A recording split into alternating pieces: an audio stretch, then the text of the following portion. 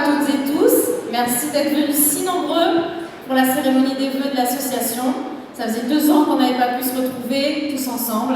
Donc on est vraiment très contents de vous accueillir ce soir. Vous êtes plus de 400, donc c'est super. Alors avant de donner la parole à la première personne qui va faire un discours, on a une petite surprise. Comme vous le savez, l'association fête ses 60 ans. Elle a soufflé ses bougies en octobre de l'année dernière. Donc les résidents et les professionnels de nos établissements vous ont réservé une petite surprise. Donc je vous laisse découvrir ça. Action!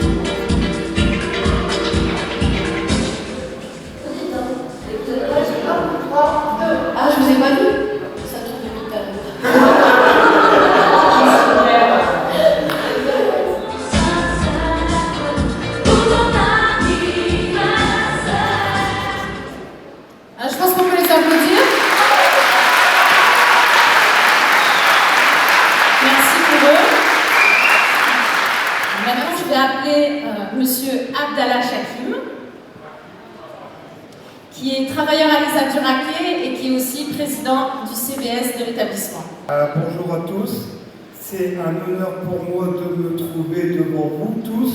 Même si c'est impressionnant et stressant pour moi, nous sommes réunis ici à Gaillard Expo pour les vœux de l'API de Douai. Je vous souhaite la bienvenue à vous, personnes accompagnées, parents, salariés de l'association partenaires et élus. Meilleurs vœux à tous pour cette nouvelle année. Je vous souhaite à tous de pouvoir reprendre une vie normale et d'être en bonne santé. Cette cérémonie des vœux permettra de retracer l'année 2022 et de projeter l'année 2023 et tous les événements programmés dans le cadre des 60 ans de l'association. Nous allons assister également à la remise des médailles du travail des salariés, mais avant tout cela, M. Hoquet, président de l'API et moi, voulons vous parler d'un projet.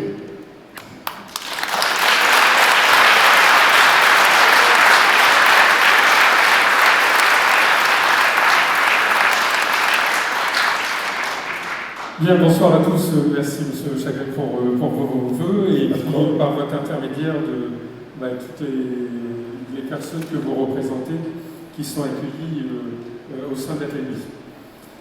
Alors j'en profite pour vous présenter, tous mes vœux à vous, les partenaires, les professionnels, les élus. Je vais y revenir après. Alors moi aussi j'ai besoin d'un petit papier. Alors, par rapport au projet que vous avez évoqué, M. Chapelle, on va laisser s'impatienter un petit peu les gens qui sont devant nous, et puis on va y revenir tout à l'heure. Voilà, donc, alors tout d'abord, monsieur le sous-préfet, si vous m'y autorisez, je vais bousculer un peu le protocole. Et je vais prendre quelques libertés. Alors vous savez que pour notre association, il y a deux moments forts et incontournables durant une année. C'est l'Assemblée Générale et les vœux. Alors cette cérémonie est un moment privilégié de rencontre avec vous, les professionnels de l'association, j'oserais même dire avec nos professionnels. Alors je vous remercie d'être venus aussi nombreux, puisque on avançait un chiffre tout à l'heure au niveau des professionnels, vous êtes quasiment 300. Alors je suis fier, je vous remercie. Néanmoins, il y a quand même une pensée pour vos collègues qui n'ont pas pu être présents et qui assurent la prestation auprès de nos résidents. Alors, franchement, ça fait plaisir et je vous remercie encore une fois et je pense que la seule façon de vous remercier, vous, c'est de vous applaudir.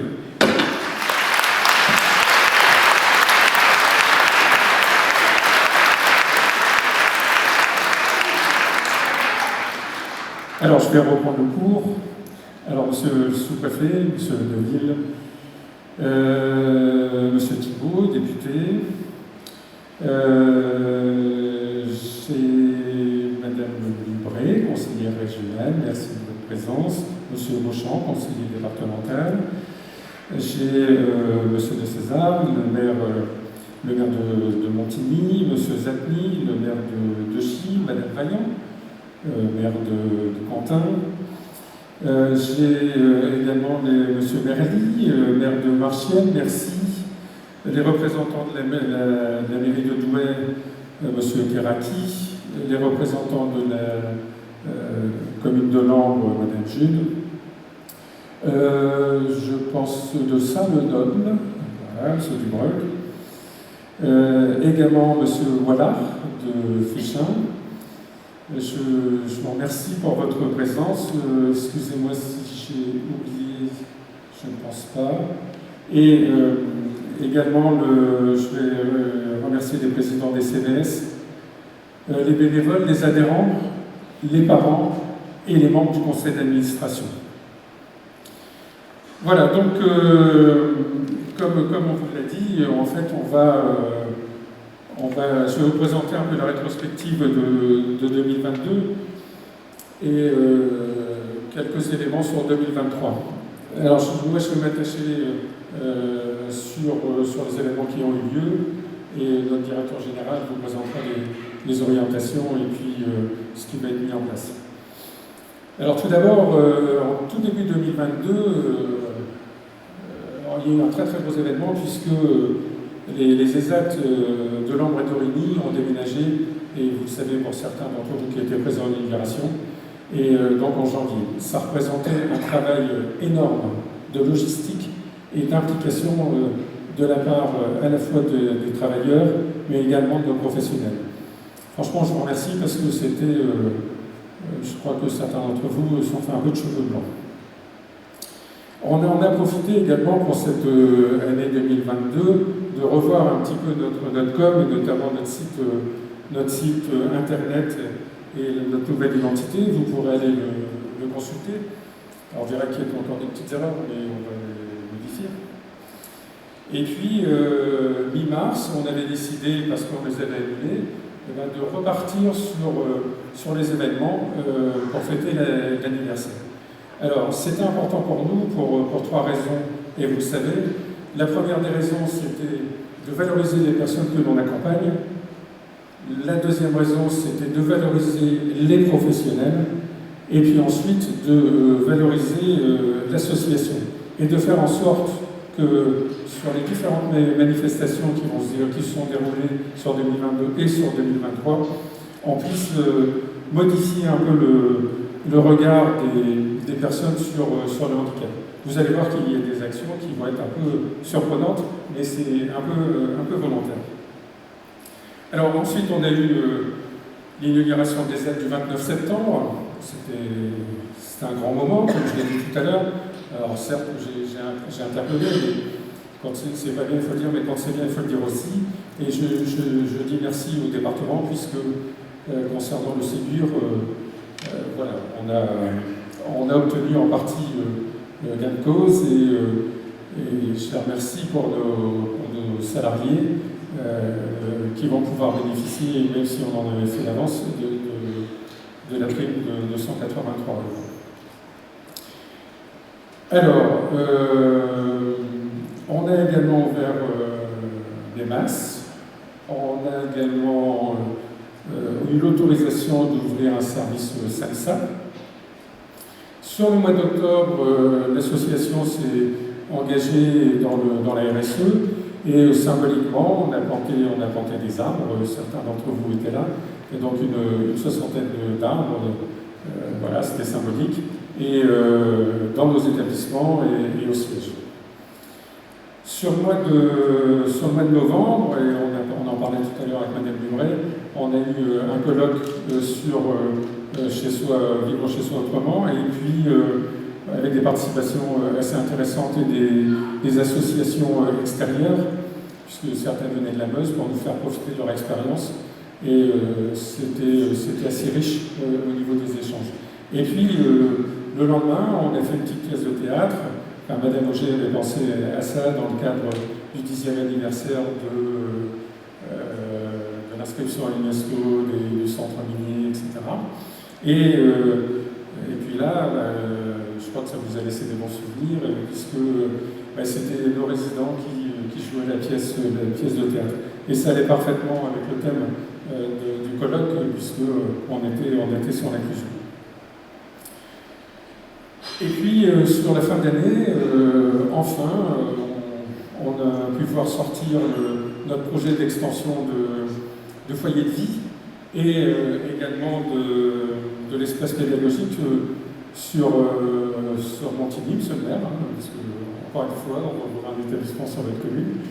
Et d'ailleurs, réserver un peu les dates, puisque la première prière, ça sera au mois de mars. On n'a pas encore déterminé la date avec les principaux participants. Voilà pour 2022. Donc, comme vous pouvez le voir, c'est une année assez riche. Avant de passer la parole à notre directeur général, je reviens vers vous, Shakil, puisque il paraît qu'il y a un projet. Oui, il y a un projet qu'on a dû parler ensemble, pas que vous m'avez dit, quoi. Et le projet, c'est nous aussi. Voilà. Alors, nous aussi, on va présenter un petit peu l'association. Qu'est-ce que vous pouvez en dire ? C'est que si on peut lancer la vidéo. Ah, Valérie, on va lancer la vidéo. On vous présente Nous aussi, Association française des personnes handicapées intellectuelles. L'association existe depuis 2002.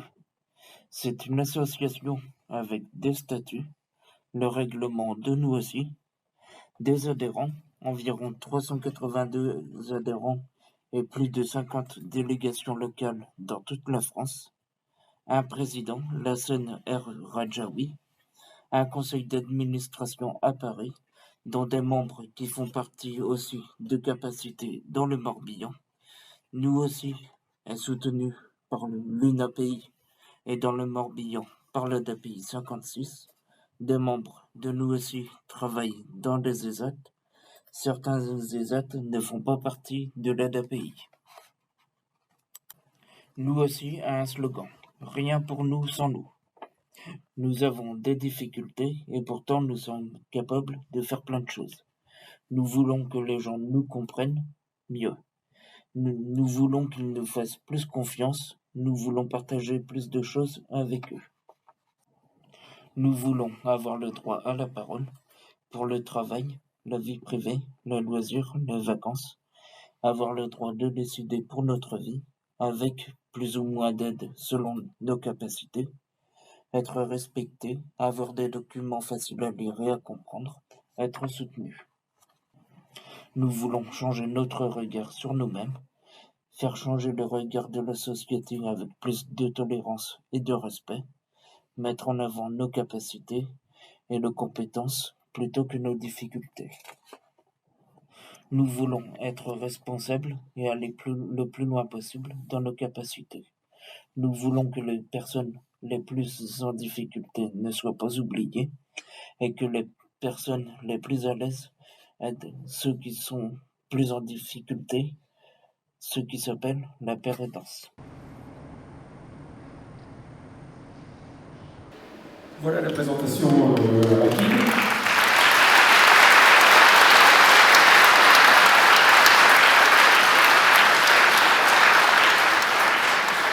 Alors, je ne sais pas si vous avez quelque chose à ajouter, parce que vous êtes quand même le président du CDS.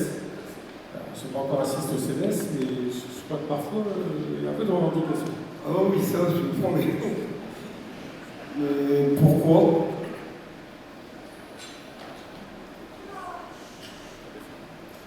Défendre les personnes.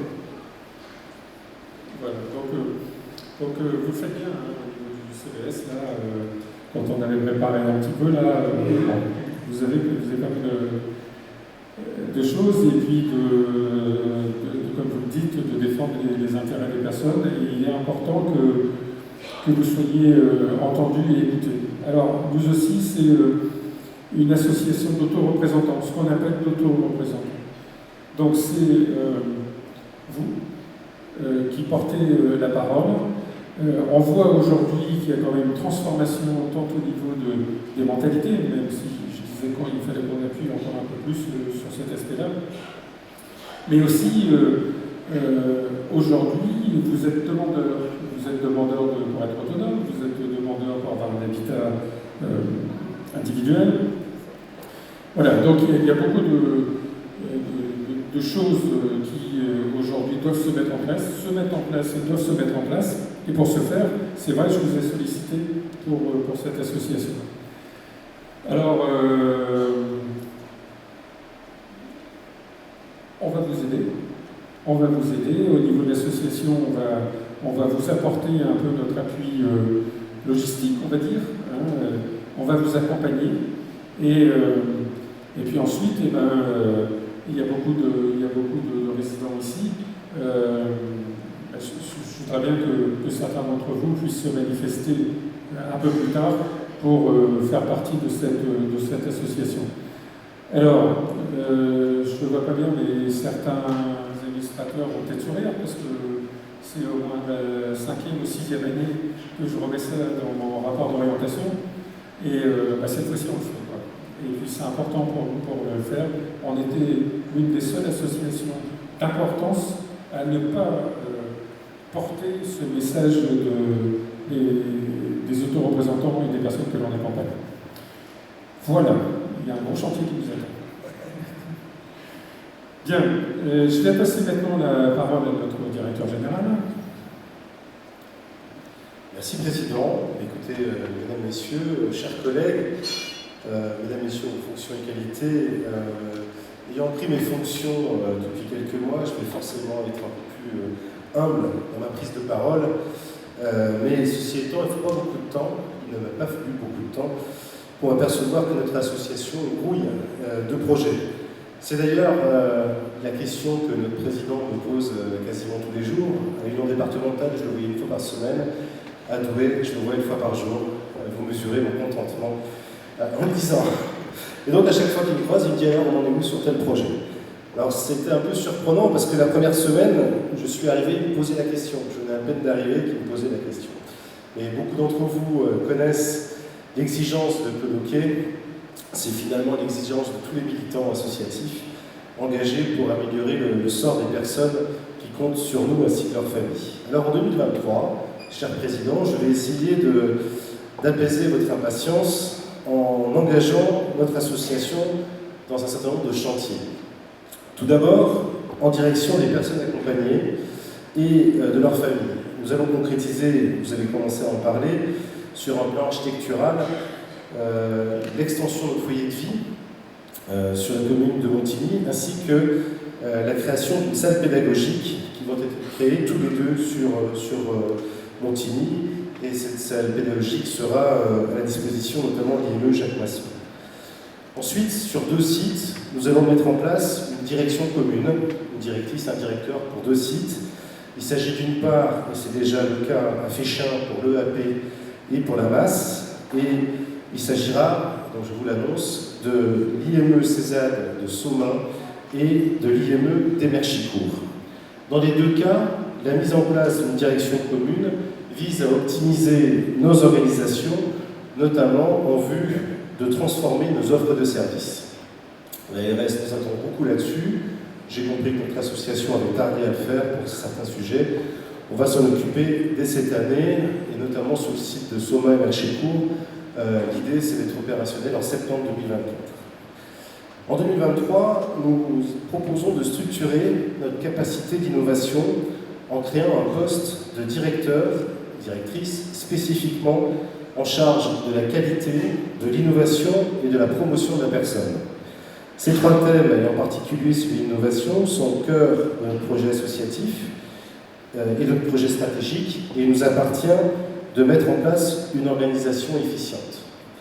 Cette future direction aura la responsabilité de créer une revue de projet centralisée, une veille associative en matière d'appel à projet, et d'accompagner le développement de nos établissements et services.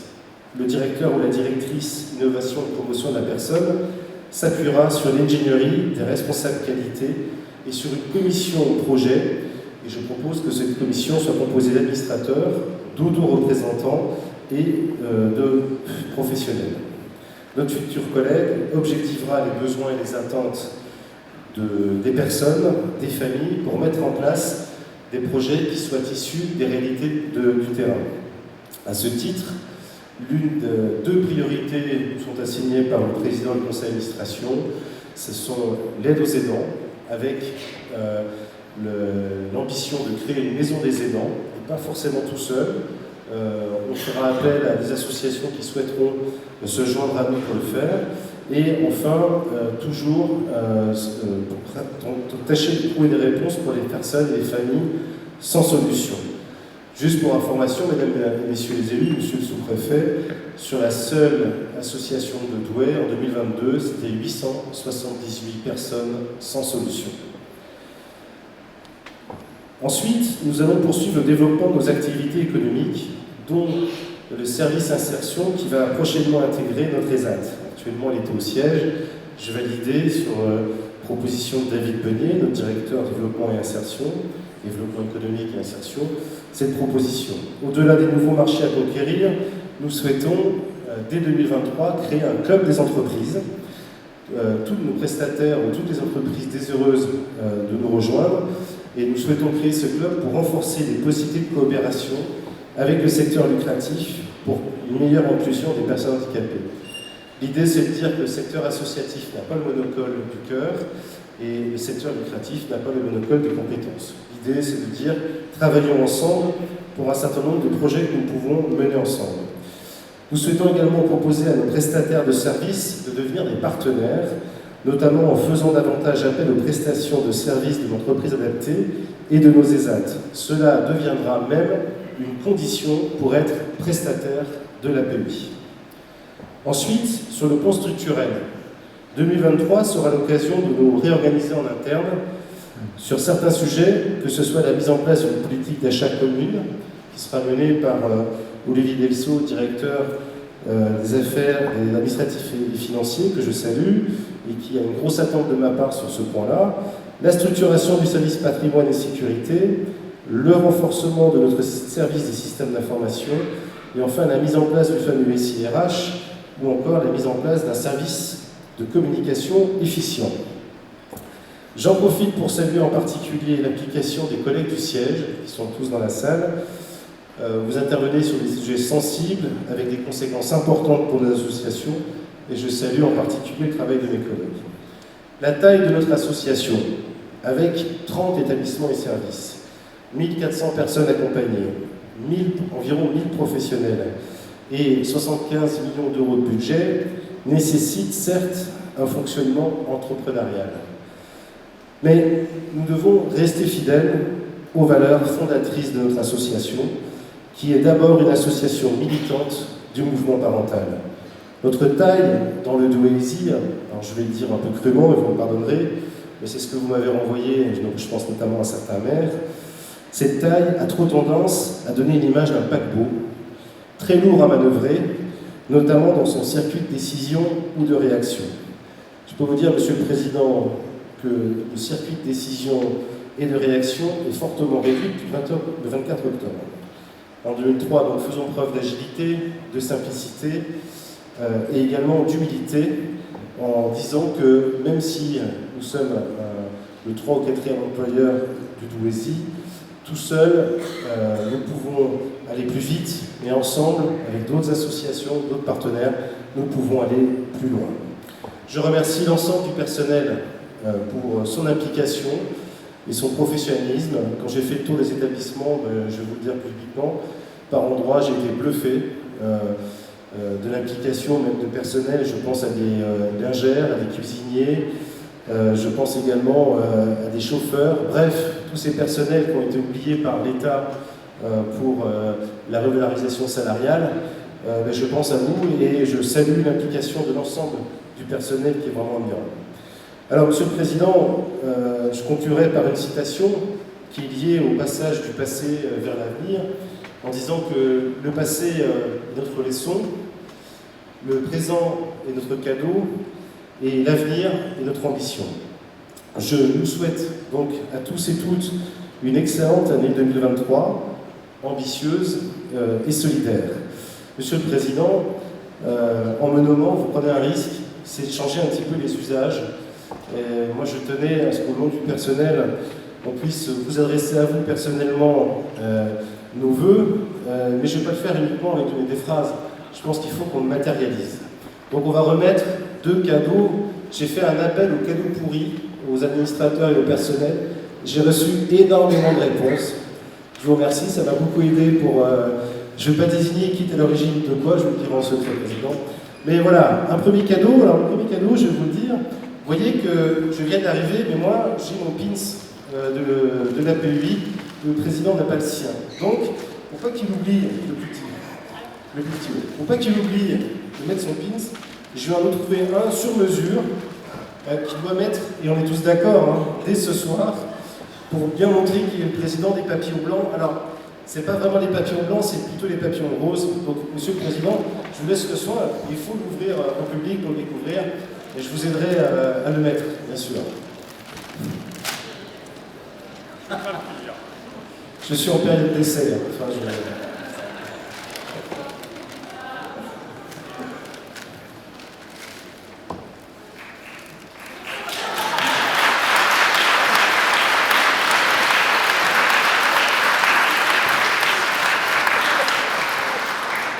Alors, j'avais devancé un peu la démarche, puisque j'avais mis un de papillon ce soir. Et en plus, vous voyez, Président, je vous ai mis une baguette magique. Parce qu'un président, il y a énormément de problèmes à régler. De temps en temps, avec sa baguette magique, ça peut bien fonctionner. Et vous ne trouvez pas que ça va bien avec son teint? Je trouve que discrètement, comme ça, ni ici, ça pourrait le faire. Alors ça, c'est un premier cadeau symbolique. Deuxième cadeau, il y en a certains qui ne savaient pas que j'avais travaillé 6 ans avec M. Hockey, qui ont voulu me mettre en garde sur son caractère. Alors si on fait un sondage, je pense notamment les élus du département, quelquefois, ceux de la majorité, hein, j'assure, il est un petit peu fonceur, un petit peu bougon, son caractère, et du coup, on a trouvé un objet qui peut lui ressembler, avec lequel il va partir. Et je précise que s'il ne vous plaît pas, je pense qu'il y a un petit-fils que je connais un petit peu qui devrait être content de le voir. Et voici l'animal à laquelle ressemble M. Hockey.